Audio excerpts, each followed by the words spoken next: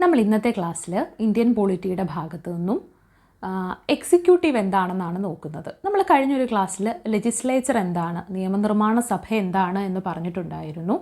അതുപോലെ തന്നെ വളരെ ബേസിക്കായ ഒരു ക്ലാസ്സാണ് കേട്ടോ. SCERT മാത്രം ബേസ് ചെയ്ത് എന്താണ് SCERT പാഠഭാഗത്തിൽ എക്സിക്യൂട്ടീവിനെ പറ്റി പറയുന്നത് എന്നുള്ളൊരു കാര്യം ഇതറിയാവുന്നവരും അറിയാത്തവരും ഉണ്ടാകാം. അപ്പോൾ എന്താണ്, SCERT ബേസ്ഡ് ആണ്, വളരെ ബേസിക്കാണ്. പക്ഷേ ഇതെന്താണ്, ഇത് അറിഞ്ഞിരിക്കേണ്ടത് നമുക്കിനിയുള്ള പഠനങ്ങളിലും എന്താണ് വളരെ ഉപയോഗപ്രദമാണ്. അപ്പോൾ എന്താണ്, നമുക്ക് സമയം കളയാതെ ക്ലാസ്സിലോട്ട് പോവാം. കാര്യനിർവഹണ വിഭാഗം അഥവാ എക്സിക്യൂട്ടീവ് നിയമങ്ങളുടെയും നയങ്ങളുടെയും നടപ്പിലാക്കൽ, ഭരണനിർവഹണം എന്നീ ചുമതലകൾ വഹിക്കുന്ന ഗവൺമെൻറ്റിൻ്റെ വിഭാഗമാണ് എന്ത്, കാര്യനിർവഹണ വിഭാഗം. എന്താണ് കാര്യനിർവഹണ വിഭാഗം?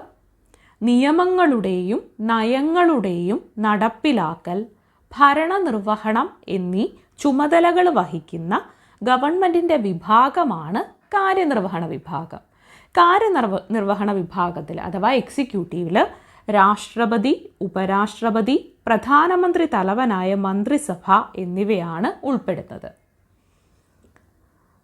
ഇന്ത്യൻ ഭരണഘടന പ്രകാരം കാര്യനിർവഹണ വിഭാഗത്തിൻ്റെ അധികാരങ്ങൾ രാഷ്ട്രപതിയിലാണ് നിക്ഷിപ്തമായിരിക്കുന്നതെങ്കിലും അത് നിർവഹിക്കപ്പെടുന്നത് പ്രധാനമന്ത്രിയുടെ നേതൃത്വത്തിലുള്ള മന്ത്രിസഭയിലൂടെയാണ്. ഇന്ത്യൻ ഭരണഘടന പ്രകാരം രാഷ്ട്രപതിക്ക് നോമിനൽ പവേഴ്സാണ്, റിയൽ പവേഴ്സൊക്കെ എന്താണ്, പ്രധാനമന്ത്രിയാണ് ഹോൾഡ് ചെയ്യുന്നത്. അപ്പോൾ കാര്യനിർവഹണ വിഭാഗത്തിൻ്റെ അധികാരങ്ങൾ രാഷ്ട്രപതിയിലാണ് നിക്ഷിപ്തമായിരിക്കുന്നതെങ്കിലും അവ നിർവഹിക്കുന്നത് എങ്ങനെയാണ്, പ്രധാനമന്ത്രിയുടെ നേതൃത്വത്തിലുള്ള മന്ത്രിസഭയിലൂടെയാണ് അവ നിർവഹിക്കപ്പെടുന്നത്. നമുക്ക് കാര്യനിർവഹണ വിഭാഗത്തെ രണ്ടായിട്ട് തിരിക്കാൻ പറ്റും. ഒന്ന് പൊളിറ്റിക്കൽ എക്സിക്യൂട്ടീവും മറ്റൊന്ന് എന്താണ്, പെർമനൻ്റ് എക്സിക്യൂട്ടീവ് അഥവാ സ്ഥിരം എക്സിക്യൂട്ടീവും. അപ്പോൾ രാഷ്ട്രീയ എക്സിക്യൂട്ടീവുമുണ്ട്, സ്ഥിരം എക്സിക്യൂട്ടീവുമുണ്ട്. രാഷ്ട്രീയ എക്സിക്യൂട്ടീവ് എന്ന് പറഞ്ഞാൽ രാഷ്ട്രപതി, പ്രധാനമന്ത്രി, മന്ത്രിമാർ ഇവരടങ്ങുന്നതാണ് എന്ത്, രാഷ്ട്രീയ എക്സിക്യൂട്ടീവ്. ഇതിൽ നാമമാത്രമായ എക്സിക്യൂട്ടീവാണ് രാഷ്ട്രപതി. യഥാർത്ഥ എക്സിക്യൂട്ടീവ് ആരാണ്, പ്രധാനമന്ത്രിയും മന്ത്രിസഭയുമാണ് യഥാർത്ഥ എക്സിക്യൂട്ടീവ്. സ്ഥിരം എക്സിക്യൂട്ടീവിലേക്ക് വന്നാൽ ഉദ്യോഗസ്ഥ വൃന്ദമാണ് സ്ഥിരം എക്സിക്യൂട്ടീവ്. അഖിലേന്ത്യാ സർവീസിലുള്ള ഉദ്യോഗസ്ഥർ, കേന്ദ്ര സർവീസ്, സംസ്ഥാന സർവീസ്, ഇതെല്ലാം എന്താണ്, സ്ഥിരം എക്സിക്യൂട്ടീവിലാണ് പെടുന്നത്. നമുക്ക് ഈ കാര്യങ്ങളെ ഒന്നും കൂടി നോക്കി നല്ല രീതിയിലൊന്ന് തറമാക്കാം മനസ്സിലേക്ക്. അപ്പോൾ എന്താണ്, കാര്യനിർവഹണ വിഭാഗം എന്നാൽ നിയമങ്ങളുടെയും നയങ്ങളുടെയും നടപ്പിലാക്കൽ, ഭരണനിർവഹണം എന്നീ ചുമതലകൾ വഹിക്കുന്ന ഗവൺമെൻറ്റിൻ്റെ വിഭാഗമാണെന്ത്, കാര്യനിർവഹണ വിഭാഗം. രാഷ്ട്രപതി, ഉപരാഷ്ട്രപതി, പ്രധാനമന്ത്രി തലവനായിട്ടുള്ള മന്ത്രിസഭ ഇവയാണെന്ത്, കാര്യനിർവഹണ വിഭാഗത്തിൽ ഉൾപ്പെടുന്നത്. ഇതിൽ ഇന്ത്യൻ ഭരണഘടന പ്രകാരം കാര്യനിർവഹണ വിഭാഗത്തിൻ്റെ അധികാരങ്ങൾ രാഷ്ട്രപതിയിലാണ് നിക്ഷിപ്തമായിരിക്കുന്നതെങ്കിലും അത് നിർവഹിക്കപ്പെടുന്നത് പ്രധാനമന്ത്രിയിലൂടെയാണ്. അങ്ങനെ പ്രധാനമന്ത്രിയുടെ നേതൃത്വത്തിലുള്ള ഒരു മന്ത്രിസഭയിലൂടെയാണ്. കാര്യനിർവഹണ വിഭാഗത്തെ നമുക്ക് രണ്ടായിട്ട് തരംതിരിക്കാം, രാഷ്ട്രീയ എക്സിക്യൂട്ടീവും സ്ഥിരം എക്സിക്യൂട്ടീവും. രാഷ്ട്രീയ എക്സിക്യൂട്ടീവ് എന്നാൽ രാഷ്ട്രപതി, പ്രധാനമന്ത്രി, മന്ത്രിമാരടങ്ങുന്നതാണ് രാഷ്ട്രീയ എക്സിക്യൂട്ടീവ്. ഈ രാഷ്ട്രീയ എക്സിക്യൂട്ടീവിൽ നാമമാത്ര എക്സിക്യൂട്ടീവാണ് രാഷ്ട്രപതി അഥവാ നോമിനൽ എക്സിക്യൂട്ടീവാണ് രാഷ്ട്രപതി. യഥാർത്ഥ റിയൽ എക്സിക്യൂട്ടീവാണ് പ്രധാനമന്ത്രിയും മന്ത്രിസഭയും. സ്ഥിരം എക്സിക്യൂട്ടീവിലേക്ക് വരികയാണെങ്കിൽ അത് ഉദ്യോഗസ്ഥ വൃന്ദമാണ് സ്ഥിരം എക്സിക്യൂട്ടീവ്. അഖിലേന്ത്യാ സർവീസ്, കേന്ദ്ര സർവീസ്, സംസ്ഥാന സർവീസിലുള്ള ഉദ്യോഗസ്ഥ വൃന്ദമടങ്ങുന്നതാണ് സ്ഥിരം എക്സിക്യൂട്ടീവ്. രാഷ്ട്രീയ കാര്യനിർവഹണ വിഭാഗം ഒന്ന് നോക്കാം നമുക്ക്. പൊളിറ്റിക്കൽ എക്സിക്യൂട്ടീവ് രാഷ്ട്രപതി, ഉപരാഷ്ട്രപതി, സർക്കാരിന് നേതൃത്വം നൽകുന്ന പ്രധാനമന്ത്രി, മന്ത്രിമാർ എന്നിവരടങ്ങുന്നതാണ് രാഷ്ട്രീയ കാര്യനിർവഹണ വിഭാഗം.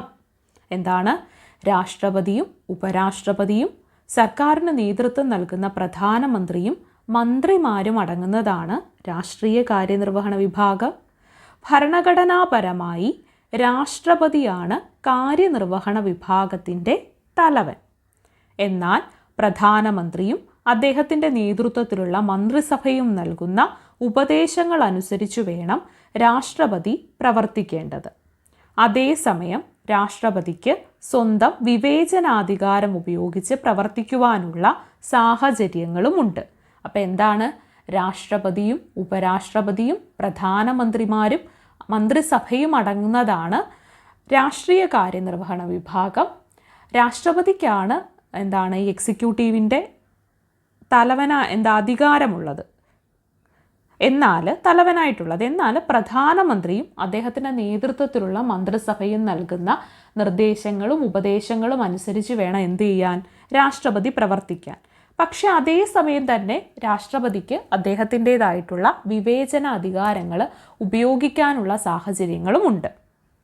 ഇനി രാഷ്ട്രപതി എന്താണെന്ന് ചെറുതായി നോക്കിയാൽ, ഇന്ത്യയിലെ കാര്യനിർവഹണ വിഭാഗത്തിൻ്റെ തലവനാണ് രാഷ്ട്രപതി. 35 വയസ്സ് പൂർത്തിയായ ഇന്ത്യൻ പൗരന് രാഷ്ട്രപതി സ്ഥാനത്തേക്ക് മത്സരിക്കാൻ യോഗ്യതയുണ്ട്. പാർലമെൻറ്റിൻ്റെ ഇരുസഭകളിലെയും സംസ്ഥാന നിയമനിർമ്മാണ സഭകളിലെയും തിരഞ്ഞെടുക്കപ്പെട്ട അംഗങ്ങൾ ഉൾക്കൊള്ളുന്ന ഇലക്ടറൽ കോളേജാണ് രാഷ്ട്രപതിയെ തിരഞ്ഞെടുക്കുന്നത്. 5 വർഷമാണ് രാഷ്ട്രപതിയുടെ ഔദ്യോഗിക കാലാവധി. പാർലമെൻറ്റ് വിളിച്ചു ചേർക്കുക, ലോക്സഭ പിരിച്ചുവിടുക, പ്രധാനമന്ത്രിയെയും മന്ത്രിസഭയെയും നിയമിക്കുക, സുപ്രീം കോടതിയിലെയും ഹൈക്കോടതിയിലെയും ജഡ്ജിമാരെ നിയമിക്കുക, അടിയന്തരാവസ്ഥ പ്രഖ്യാപിക്കുക, പ്രതിരോധ സേനകളുടെ സർവ്വസൈന്യാധിപനായിട്ട് പ്രവർത്തിക്കുക തുടങ്ങിയവയാണ് രാഷ്ട്രപതിയുടെ ചുമതലകൾ. രാഷ്ട്രപതി രാജി സമർപ്പിക്കുന്നത് ഉപരാഷ്ട്രപതിക്കാണ്. രാഷ്ട്രപതിയുടെ അഭാവത്തിൽ ഉപരാഷ്ട്രപതിയാണ് ഈ ചുമതലകൾ നിർവഹിക്കുന്നത്. നമുക്ക് രാഷ്ട്രപതിയുടെയും ഉപരാഷ്ട്രപതിയുടെയും പ്രധാനമന്ത്രിയുടെയും ഒക്കെ അധികാരങ്ങളും അധികാര പരിധികളും ഒക്കെ വിശദമായിട്ട് കോൺസ്റ്റിറ്റ്യൂഷൻ ബേസിൽ ആർട്ടിക്കിളുകൾ ബേസ് ചെയ്ത് നമുക്ക് പഠിക്കാനുണ്ട്. അതൊരു മറ്റൊരു ക്ലാസ്സിൽ ഡീറ്റെയിൽ ആയിട്ട് നമ്മൾ എടുക്കും. ഇവിടെ നമ്മൾ രാഷ്ട്രപതിയെ പറ്റി ബേസിക്കായ കാര്യങ്ങളാണ് അറിയേണ്ടത്. എന്തൊക്കെയാണ്? ഇന്ത്യയിലെ കാര്യനിർവഹണ വിഭാഗത്തിൻ്റെ തലവനാണ് രാഷ്ട്രപതി. 35 വയസ്സ് പൂർത്തിയായ ഏതൊരു ഇന്ത്യൻ പൗരനും രാഷ്ട്രപതി സ്ഥാനത്തേക്ക് മത്സരിക്കാം. പാർലമെൻറ്റിൻ്റെ ഇരുസഭകളിലെയും സംസ്ഥാന നിയമനിർമ്മാണ സഭകളിലെയും തിരഞ്ഞെടുക്കപ്പെട്ട അംഗങ്ങൾ ഉൾക്കൊള്ളുന്ന ഇലക്ടറൽ കോളേജാണെന്ത്? രാഷ്ട്രപതിയെ തിരഞ്ഞെടുക്കുന്നത്. 5 വർഷമാണെന്ത്? രാഷ്ട്രപതിയുടെ കാലാവധി. പാർലമെൻറ്റ് വിളിച്ചു ചേർക്കുക, ലോക്സഭ പിരിച്ചുവിടുക, പ്രധാനമന്ത്രിയെയും മന്ത്രിസഭയെയും നിയമിക്കുക, സുപ്രീം കോടതിയിലെയും ഹൈക്കോടതിയിലെയും ജഡ്ജിമാരെ നിയമിക്കുക, സംസ്ഥാന ഗവർണർമാരെ നിയമിക്കുക, അടിയന്തരാവസ്ഥ പ്രഖ്യാപിക്കുക, പ്രതിരോധ സേനകളുടെ സർവ്വസൈന്യാധിപനായി പ്രവർത്തിക്കുക തുടങ്ങിയവയാണ് രാഷ്ട്രപതിയുടെ ചുമതലകൾ. എന്തൊക്കെയാണ് രാഷ്ട്രപതിയുടെ ചുമതലകൾ? പാർലമെൻറ്റ് വിളിച്ചു ചേർക്കുക, ലോക്സഭ പിരിച്ചുവിടുക, പ്രധാനമന്ത്രിയെയും മന്ത്രിസഭയെയും നിയമിക്കുക, സുപ്രീം കോടതിയിലെയും ഹൈക്കോടതിയിലെയും ജഡ്ജിമാരെ നിയമിക്കുക, സംസ്ഥാന ഗവർണർമാരെ നിയമിക്കുക, അടിയന്തരാവസ്ഥ പ്രഖ്യാപിക്കുക, പ്രതിരോധ സേനകളുടെ സർവ്വസൈന്യാധിപനായിട്ട് പ്രവർത്തിക്കുക തുടങ്ങിയവയാണ് രാഷ്ട്രപതിയുടെ ചുമതലകൾ. രാഷ്ട്രപതി രാജി സമർപ്പിക്കുന്നത് ഉപരാഷ്ട്രപതിക്കാണ്. രാഷ്ട്രപതിയുടെ അഭാവത്തിൽ ഉപരാഷ്ട്രപതിയാണ് ഈ ചുമതലകൾ എന്ത് ചെയ്യുന്നത്? നിർവഹിക്കുന്നത്. ഇനി പ്രധാനമന്ത്രി, പ്രൈം മിനിസ്റ്ററിനെ പറ്റി നോക്കുകയാണെങ്കിൽ, രാജ്യത്തെ ഭരണത്തലവനായ പ്രധാനമന്ത്രി ലോക്സഭയിൽ ഭൂരിപക്ഷമുള്ള പാർട്ടിയുടെയും മുന്നണിയുടെയും രാജ്യത്തിൻ്റെയും നേതാവാണ്. എന്താണ്? രാജ്യത്തെ ഭരണത്തലവനായ പ്രധാനമന്ത്രി ലോക്സഭയിൽ ഭൂരിപക്ഷമുള്ള പാർട്ടിയുടെയും മുന്നണിയുടെയും രാജ്യത്തിൻ്റെയും നേതാവാണ്. മന്ത്രിസഭ രൂപീകരിക്കുന്നതും മന്ത്രിസഭയിലെയും ക്യാബിനറ്റിലെയും അംഗങ്ങളെ നിശ്ചയിക്കുന്നതും പ്രധാനമന്ത്രിയാണ്.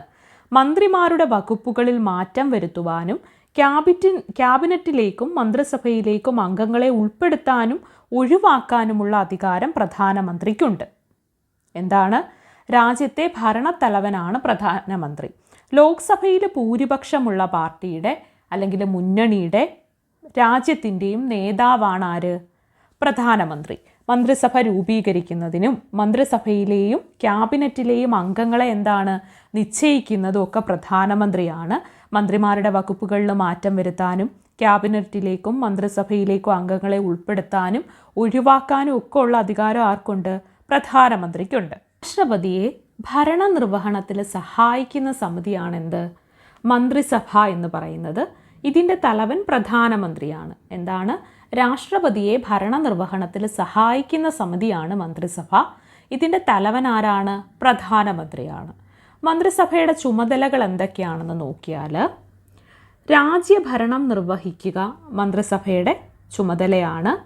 ദേശീയ നയവും വിദേശ നയവും രൂപീകരിക്കുക, വിവിധ ഡിപ്പാർട്ട്മെൻറ്റുകളുടെ പ്രവർത്തനങ്ങളെ ഏകോപിപ്പിക്കുക, ബില്ലുകളും ഓർഡിനൻസുകളും ഡ്രാഫ്റ്റ് ചെയ്യുക, നിയമനിർമ്മാണത്തിന് ചുക്കാൻ പിടിക്കുക, ഭരണപരവും ക്ഷേമപരവുമായ മറ്റ് നടപടികളും വിദേശ ബന്ധങ്ങളും നിർവഹിക്കുക.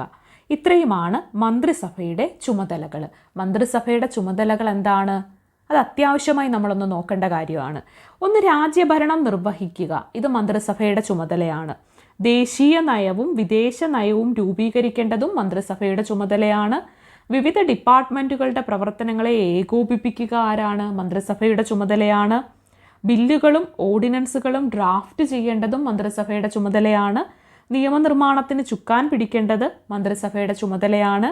ഭരണപരവും ക്ഷേമപരവുമായ മറ്റ് നടപടികളും വിദേശ ബന്ധങ്ങളും നിർവഹിക്കേണ്ടതും ആരുടെ ചുമതലയാണ്? മന്ത്രിസഭയുടെ ചുമതലയാണ്. ഇനി നമുക്ക് സ്ഥിര കാര്യനിർവഹണ വിഭാഗം അഥവാ പെർമനൻ്റ് എക്സിക്യൂട്ടീവ് എന്താണെന്ന് നോക്കാം. ഗവൺമെൻറ്റിൻ്റെ ദൈനംദിന പ്രവർത്തനങ്ങൾ നിറവേറ്റുന്നതും ബജറ്റ് ഉൾപ്പെടെയുള്ള ബില്ലുകൾ രൂപീകരിക്കുന്നതിൽ രാഷ്ട്രീയ കാര്യനിർവഹണ വിഭാഗത്തെ സഹായിക്കുന്നതും ബ്യൂറോക്രസി എന്നറിയപ്പെടുന്ന ഉദ്യോഗസ്ഥ വൃന്ദമാണ്. യോഗ്യതയുടെ അടിസ്ഥാനത്തിൽ മത്സര പരീക്ഷകളിലൂടെ തിരഞ്ഞെടുക്കപ്പെടുകയും പരിശീലനം ലഭിക്കുകയും ചെയ്യുന്ന വൈദഗ്ധ്യമുള്ളവരും നിപുണരുമായ വിഭാഗമാണ് ആര്? സ്ഥിര കാര്യനിർവഹണ വിഭാഗം. നിശ്ചിത റിട്ടയർമെൻറ്റ് പ്രായം വരെ എന്താണ്? കാലാവധി ഉള്ളവരായതുകൊണ്ട് ഇവരെ സ്ഥിര കാര്യനിർവഹണ വിഭാഗം എന്നാണ് വിളിക്കുന്നത്. അപ്പോൾ എന്താണ്? ഗവൺമെൻറ്റിൻ്റെ ദൈനംദിന പ്രവർത്തനങ്ങളൊക്കെ നിറവേറ്റുകയും ബജറ്റ് ഉൾപ്പെടെയുള്ള ബില്ലുകൾ രൂപീകരിക്കുന്നതിന് രാഷ്ട്രീയ കാര്യനിർവഹണ വിഭാഗത്തെ സഹായിക്കുകയൊക്കെ ചെയ്യുന്ന ബ്യൂറോക്രസി എന്നറിയപ്പെടുന്ന ഉദ്യോഗസ്ഥ വൃന്ദമാണ്. നമുക്കറിയാം, മത്സര പരീക്ഷകളിലൂടെ തിരഞ്ഞെടുക്കപ്പെടുന്ന ഇവർ പരിശീലനം ലഭിക്കുകയും അങ്ങനെ വൈദഗ്ധ്യമുള്ളവരും നിപുണരുമായിട്ട് മാറുന്ന ഒരു വിഭാഗമാണ് സ്ഥിരം എക്സിക്യൂട്ടീവ്, പെർമനൻ്റ് എക്സിക്യൂട്ടീവ്. നിശ്ചിത റിട്ടയർമെൻറ്റ് പ്രായം വരെ കാലാവധി ഉള്ളതുകൊണ്ടാണ് ഇവരെന്ത്? സ്ഥിര കാര്യനിർവഹണ വിഭാഗം എന്ന് അറിയപ്പെടുന്നത്. അപ്പം എന്താണ് സ്ഥിര കാര്യനിർവഹണ വിഭാഗം എന്ന് മനസ്സിലായി. എന്താണ് രാഷ്ട്രീയ കാര്യനിർവഹണ വിഭാഗം എന്ന് മനസ്സിലായി. രാഷ്ട്രീയ കാര്യനിർവഹണ വിഭാഗത്തിൽ ഉൾപ്പെടുന്നതാണ് രാഷ്ട്രപതിയും പ്രധാനമന്ത്രിയും മന്ത്രിസഭയും. മന്ത്രിസഭയുടെ ചുമതലകൾ നമ്മൾ വ്യക്തമായിട്ട് നോക്കി. ഈ കാര്യങ്ങളൊന്ന് ആവർത്തിച്ച് കേൾക്കുക. 2 പ്രാവശ്യം കേൾക്കേണ്ട കാര്യമേ ഉള്ളൂ. എന്താണ്? ഒന്ന് മനസ്സിലാക്കി വെക്കേണ്ട കാര്യങ്ങൾ മാത്രമാണ്. ഇതിലേറ്റവും പ്രധാനമായിട്ട് രാഷ്ട്രപതിയുടെ ചുമതലകളൊക്കെ നന്നായി നോക്കുക. അതുപോലെ തന്നെ മന്ത്രിസഭയുടെ ചുമതലകൾ എന്തൊക്കെയാണെന്ന് നോക്കുക. എന്താണ് സ്ഥിര കാര്യനിർവഹണ വിഭാഗം എന്നൊന്ന് മനസ്സിലാക്കി വെക്കുക. കാര്യനിർവഹണ വിഭാഗം എന്താണെന്നും അത് 2ആയിട്ട് എങ്ങനെയാണ് ഒരു ഡിവിഷൻ വരുന്നതെന്നും ഒന്ന് മനസ്സിലാക്കി വെക്കുക. അപ്പോൾ ഇത്രയും കാര്യങ്ങളാണ് എക്സിക്യൂട്ടീവിനെ പറ്റിയിട്ട് നമുക്ക് ഇന്നത്തെ ക്ലാസ്സിലുള്ളത്. കൂടുതൽ ഇൻഫർമേറ്റീവായിട്ടുള്ള കാര്യങ്ങളുമായിട്ട് നമുക്ക് മറ്റൊരു ക്ലാസ്സിൽ കാണാം.